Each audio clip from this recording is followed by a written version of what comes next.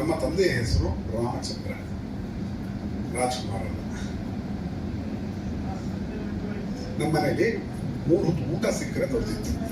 ನಾನೇ ದುಡ್ತಾ ಜೀವನ ಮಾಡಿಕೊಂಡು ನಾನೇ ಕಷ್ಟಪಟ್ಟು ನಾನೇ ದುಡ್ದು ಒಂದೊಂದೇ ರೂಪಾಯಿ ಕೊಟ್ಟು ಮಠ ಮಂಜುನಾಥ ಎಕ್ಸ್ಪರ್ಟ್ ಪ್ರೊಡ್ಯೂಸರ್ ಕೆಲಸ ಮಾಡ್ತೀನಿ.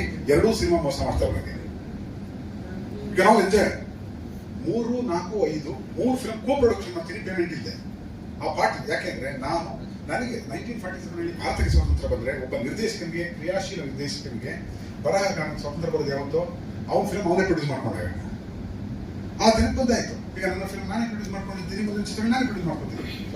ಈಗ ರಾಜ್ಕುಮಾರ್ ರಾಮಚಂದ್ರ ಹೆಸರು ಯಾಕೆ ಇದು ಅಪ್ರಸ್ತುತ ಇದೆ ಹೆಸರೆಲ್ಲ. ನೀವು ಹೇಳೋದಿದ್ರೆ ನೇರವಾಗಿ ಅವ್ರು ಹೇಳಿ, ನಮಗೆ ರಾಮಚಂದ್ರ ನಮ್ಮ ತಂದೆ, ನನಗೆ ಅವಕಾಶ ಇಲ್ಲ, ರಾಜ್ಕುಮಾರ್ ಮಕ್ಕಳು ನಾವಲ್ಲ. ಸೊ ಪ್ರತಿಭಾವಂತರು ರಾಜ್ಕುಮಾರ್ ಮಕ್ಕಳು ಅವ್ರಿಗೆ ಅವಕಾಶ ಸಿಗ್ತಾ ಇದೆ. ನನಗೆ ಪ್ರತಿಭೆ ಇತ್ತೋ ಇಲ್ವೋ ಅವಕಾಶ ಸಿಕ್ಕಿಲ್ಲ ಅಂತ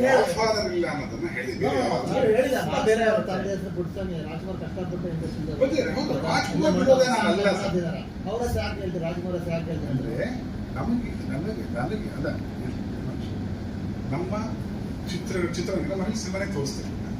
ಚಿತ್ರೋದ್ಯಮಕ್ಕೆ ಒಂದು ಸೆಂಟ್ರಿಗೆ ಅಂತ ನಿಂತ್ಕೊಳ್ಳಿ, ಒಂದೇ ಕಡೆ ನಿಂತ್ಕೋಬೇಕಂತ ಅವರ ಬೇಡಿಕೆ. Right sir. ಚಿತ್ರರಂಗಕ್ಕೆ ಬಂದಾಗ ಯಾವ ಬೆನ್ನೆಲುಬಿದೆ ನಾವೇ ಮಾಡಬೇಕು. ಹಾಗಾಗಿ ನಿಧಾನಕ್ಕೆ ಅಂದ್ರೆ ಬರ್ತಿಗೆ ದುಡ್ಡಿದೆ ಮಾಡ್ತೀವಿ. ಹಾಗಲ್ಲ, ಪ್ರತಿಯೊಂದು ಹಣವನ್ನು ದುಡ್ಕೋತಾ ದುಡಿತಾ ಚಿತ್ರಗಳನ್ನು ಕಟ್ತಾ ಹೋಗ್ಬೇಕಾಗುತ್ತೆ. ಎಲ್ಲೂ ಕೆಟ್ಟ ಚಿತ್ರಣ ಕೊಡಬಾರ್ದು. ಅದಕ್ಕೆ ಒಂದು ಹೇಳ್ತಾರೆ, ಮೇಷ್ಟ್ರು ನಿಂತ್ಕೊಂಡು ಚೆನ್ನಾಗಿದ್ರೆ ಮಕ್ಕಳು ಓಡಾಡ್ಕೊಂಡು ಹೋಗ್ತಾರೆ ಅಂತ. ಬೇಕೋ ಬೇಡವೋ ಆ ಪರಿಸ್ಥಿತಿ ನಿರ್ಮಾಣ ಆಗುತ್ತೆ. ಅಂದ್ರೆ ಒತ್ತಡ ಬರುತ್ತೆ, ಜೀವನದ ಒತ್ತಡಕ್ಕೋಸ್ಕರ ಯಾವುದೋ ಕೆಟ್ಟ ಫಿಲಮ್ ಮಾಡ್ಬೇಕಂತ ಪರಿಸ್ಥಿತಿ.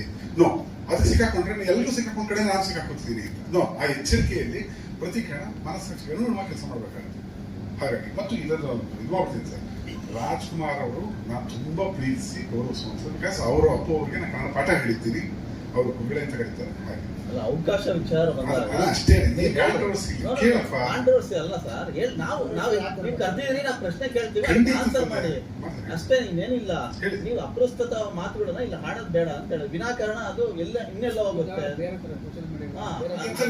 ಬರಲಿಲ್ಲ ಓಕೆ, ಆತರ ಇದ್ರೆ ಕ್ಷಮೆ ಇರಲಿ. ಇಲ್ಲ ರಾಜ್ಕುಮಾರ್ ಅವ್ರಿಗೇನೋ ಅವಮಾನ ಮಾಡಬೇಕು ಅನ್ನೋ ನಾನು ಯಾರು ಸರ್, ನನಗೆ ಏನೂ ಅಲ್ಲ. ಒಂದು ನಮ್ಗೆ ಯಾವ ಗಾಡ್ ಫಾದರಿ ಬೆನ್ನೆಲುಬು ಇರಲಿಲ್ಲ ನಮಗೆ, ಟು ಬಿ ಆನೆಸ್ಟ್. ಅಂದ್ರೆ ಮೊದಲ ಸಿನಿಮಾ ಮಠ ಬರಲಿಕ್ಕೆ ತನಕ ನಮ್ದೇ ಶ್ರಮಗಳಲ್ಲೇ ಬಂದಿರ್ತೀವಿ ಅಂತ ಹೇಳಿ ಅದನ್ನೇ ಹೇಳಕ್ ಹೊರಟೆ ಹೊರತು ಬೇರೆ ಯಾವ ಅರ್ಥವೂ ಅಲ್ಲ. ಕ್ಷಮೆ